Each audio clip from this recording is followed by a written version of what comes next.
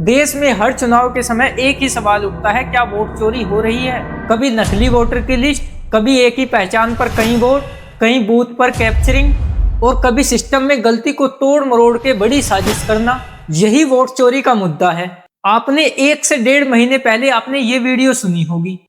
उनके ऊपर आरोप लगाए गए, उनका इस्तेमाल किया गया। क्या अपनी माताओं, बहुओं, बेटियों सहित किसी भी मतदाता की सीसीटीवी वीडियो चुनाव आयोग को साझा करनी चाहिए क्या? आपको पता ही होगा इसका क्या मुद्दा था। चलो मैं बताता हूँ। जब कुछ बूथ पर 5 बजे के बाद वोट ज्यादा डल रहे थे और इलेक्शन का रिजल्ट भी बदल रहा था, तो कुछ विपक्षी दलों ने सोचा कि 5 बजे के बाद तो वोट ही नहीं डलते, ऐसा कैसे हो सकता है। तब ये मुद्दा उठा कि वोट चोरी हो सकती है। तब विपक्षी दलों ने सीसीटीवी फुटेज मांगा इनसे, तो इन्होंने तब ये उत्तर दिया था। तो ये वीडियो लगभग 1 से 1.5 महीने पहले की है, लेकिन राहुल गांधी जी के ये सब एलिगेशन लगाने के बाद ईश्वर जी ने कहा कि ये हमें सबूत चाहिए। किसी व्यक्ति के अगर 2 जगह वोट भी हो तो भी वो एक ही जगह वोट करने जाता है। 2 जगह वोट करना कानूनी अपराध है। और अगर कोई भी व्यक्ति ऐसा कहता है तो सबूत तो चाहिए। सबूत मांगा था, मिला नहीं। तो थोड़े बहुत सबूत मैं भी दे देता हूँ, लेकिन 1 से 1.5 महीने बाद फिर से राहुल गांधी जी ने फिर से सबूत दिए कि हाँ वोट चोरी हो रही है। अब ये देखिए, ये है राकेश सिन्हा जी, जिन्होंने दिल्ली में भी वोट दिया और बिहार में भी वोट दिया। और अब ये भी देखिए, यह है शांभवी चौधरी, एनडीए सांसद है, इन्होंने वोट 2 जगह डाले हुए हैं। राहुल गांधी जी ने हरियाणा में वोट चोरी का एलिगेशन लगाया है, जिसमें हरियाणा के वोटर्स लगभग 2 करोड़ हैं, और बताया कि 25 लाख वोट चोरी जरूर हुई है, जिसमें 8 वोट में 1 वोट चोर जरूर है। अब देखिए कैसे हुई है। इन्होंने बताया कि डुप्लीकेट वोटर्स 5,21,619 है और इनवैलिड एड्रेस जिनका कोई पता नहीं 93,174 है, और यह बल्क वोटर 19,26,351 है।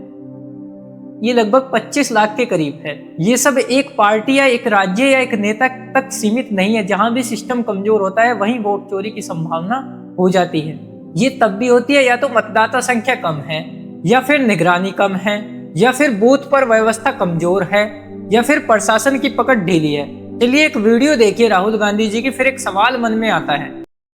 अगर मैं आरोप लगा रहा हूं प्रधानमंत्री पे हर रोज कि तुम वोट चोर हो, प्रधानमंत्री चुप क्यों है? प्रधानमंत्री एक शब्द क्यों नहीं बोल रहा? क्योंकि प्रधानमंत्री वोट चोर है और वो जानता है कि हमने उसको पकड़ लिया है। तो मेरा ये सवाल है राहुल गांधी जी से, यदि मोदी जी वोट चोरी कर प्रधानमंत्री बने हैं और आपके पास पक्के सबूत है, तो आप ये सबूत लेकर सुप्रीम कोर्ट जाइए और वहां जाकर जमा कीजिए, तब कार्रवाई होगी। अब आप क्या कर रहे हैं? जनता के बीच रो रहे हैं कि वोट चोरी हुई है, वोट चोरी हुई है। यदि सुप्रीम कोर्ट ने भी कार्रवाई नहीं की तब जनता की कार्रवाई होगी। और आपको पता ही है कि जनता एक्शन कैसा लेती है। सबसे बड़ा एक्शन होता है जनता का। सोचिए, अगर सच में वोट चोरी हो रही है तो इसका मतलब है आपकी आवाज और आपकी ताकत चोरी हो रही है। एक वोट सिर्फ कागज का टुकड़ा नहीं होता, ये देश की दिशा तय करता है।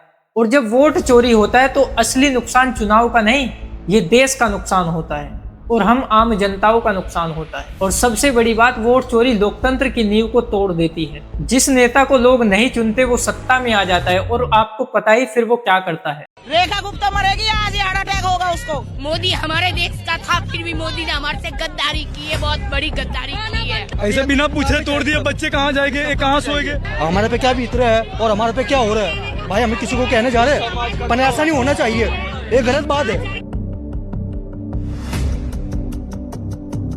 गरीबी हटाओ, गरीबी हटाओ, अपन गरीबी नहीं हटा रहे, गरीब को हटा रहे हैं। ओनली गरीबी को हटा रही है। हम पूरी समाज केजरीवाल के साथ ही है इस बार भी। जब झुग्गियाँ जली थी उस टाइम सरकार ने बना कर दिया, पक्का बना कर दिया। मोदी सरकार को हम लाए तो इसलिए लाए मोदी सरकार को, क्या जो हमारा तोड़ फाड़ कर देवे।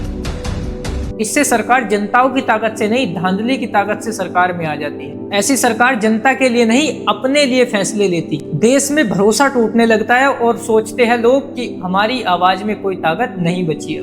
ये वोट चोरी करने वाले लोग वे होते हैं जो लोकतंत्र नहीं, डर और पैसे से राजनीति चलाना चाहते हैं। जब वोट चोरी करने वाला सत्ता में आ जाता है तब प्रशासन को भी और मीडिया को भी अपनी जेब में रखता है, और शायद यही हाल हो रहा है हमारे देश का भी। प्रशासन और मीडिया सरकार के तलवे चाटने में लगी हुई है। ऐसे पत्रकार हैं कि अगर उनकी जान लेनी है ना तो आप जहर लेके नेताओं के तलवे पे लगा दीजिए, से मर जाएंगे। सुबह चाटने आएंगे तलवा, मर जाएगा उधर ही।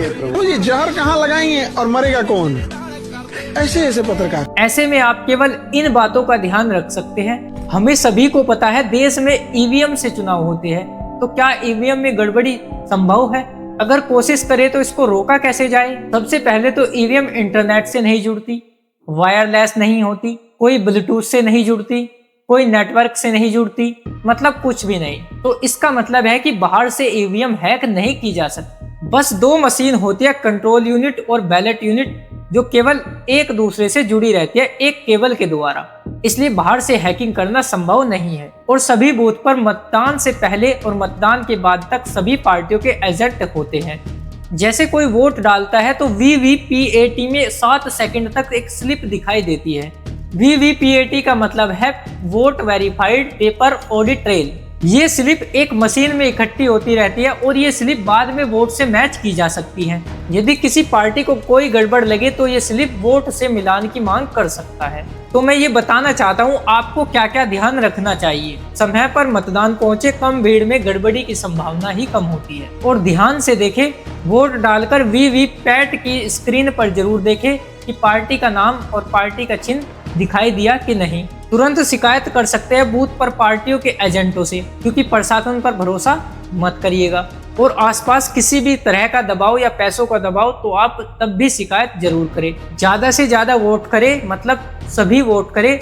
ध्यान रहे अपने वोट का पहरा आप ही लगा सकते हैं। और वोट जरूर देने जाए, लोकतंत्र को बचाए। धन्यवाद, मिलते हैं नेक्स्ट वीडियो।